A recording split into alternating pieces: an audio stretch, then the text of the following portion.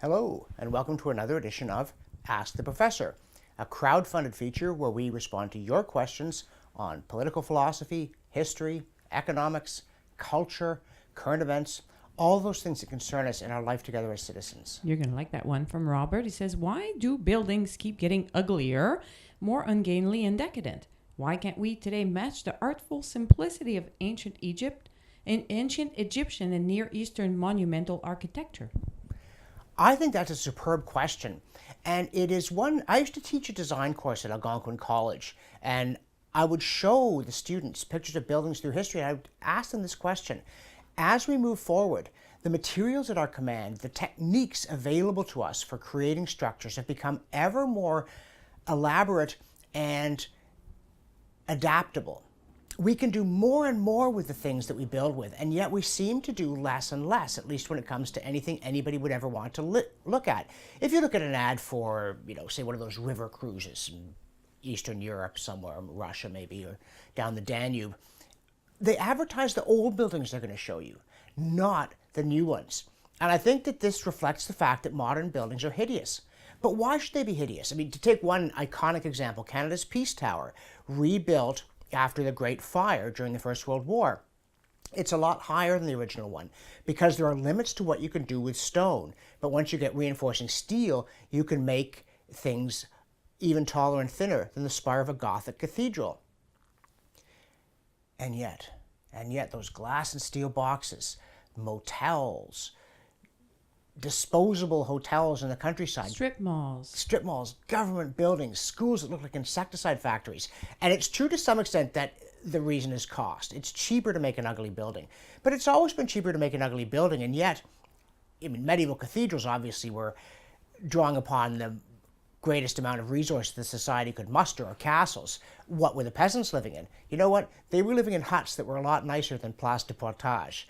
And again, you look at what are the houses that people live in, unless they're in suburbia in a housing development where cost really drove them to accept this offering.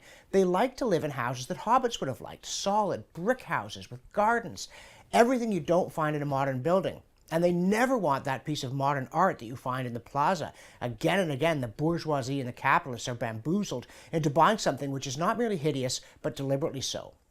And that is what takes me to my answer. Modern architecture is ugly because it is in the hands of theorists who want it to be ugly, who believe that modern society is ugly and want to strip off the comforting facade and show us all the hideousness of bourgeois capitalist existence. That's why they do it. One of Kurt Vonnegut's characters, I don't think Vonnegut was sympathetic, but I am, said that modern art was a conspiracy between artists and rich people to make everybody else feel stupid. That's not quite right, but it gets near to the point of it. Modern art is intentionally insulting. And when it's not intentionally insulting in the hands of the people who are actually building buildings, the theory, this Bauhaus, Marxist-inspired school, these people like Le Corbusier and Mies van der Rohe, they were quite explicit about their desire to make it horrible, to show you how awful your life was. As if that was a service for which people would pay money, and the funny thing is nowadays they do. If some corporation is creating a headquarters, do they ever build a castle? But they could. I mean, we could build a castle far more cheaply in terms of man hours today than they could do it in the Middle Ages, and castles are wonderful. And when they redid the... maybe they'd look pompous. Maybe they're afraid of that.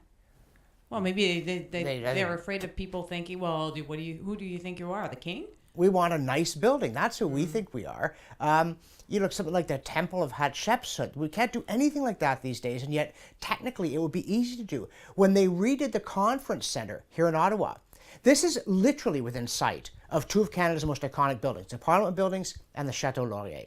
How do you not do Gothic? Instead, once again, it looks like the aliens attacked, like that incredibly horrible extension on the ROM.